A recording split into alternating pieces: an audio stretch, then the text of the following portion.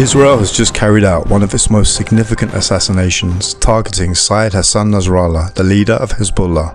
For decades, Nasrallah has been seen as a symbol of resistance against Israel's occupation, standing at the forefront of Lebanon's defense while supporting the Palestinian cause. To millions, Nasrallah was not just a leader, but a legitimate figure, representing resistance to Israeli aggression, both in Lebanon and Palestine. The state of Israel is an illegal state. It's a state that was established on the basis of occupying the lands of others, of usurping the lands of others, of controlling by force the lands of others, of committing massacres against the Palestinians.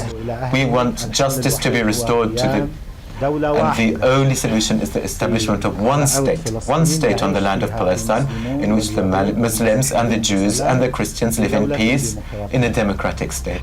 In sharp contrast, Israel's own Prime Minister, Benjamin Netanyahu, is viewed by many around the world as a war criminal and by increasing numbers of Israelis as illegitimate.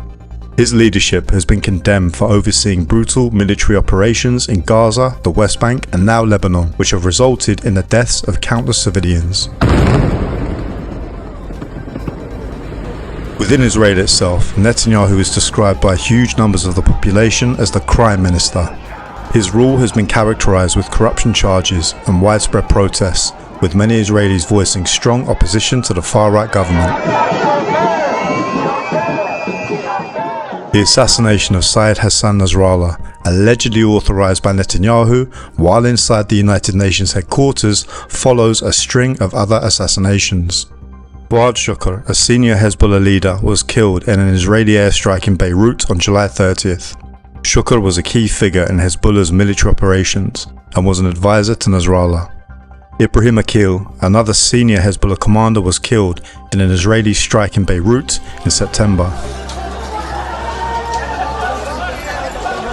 Senior figures in Hamas, including political leader Ismail Haniyeh and Salah al-Aruri, a key military commander, were also killed by Israel this year, in July and January respectively.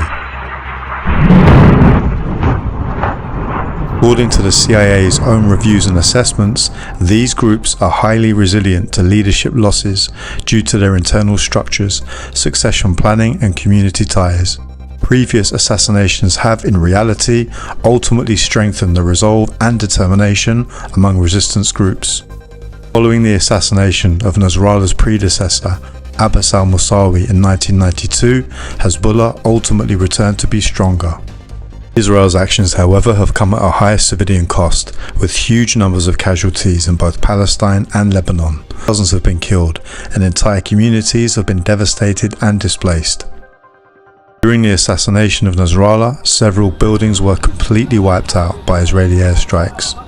US weapons played a significant role in the carnage, including 85 American bunker buster bombs used to carry out the attacks.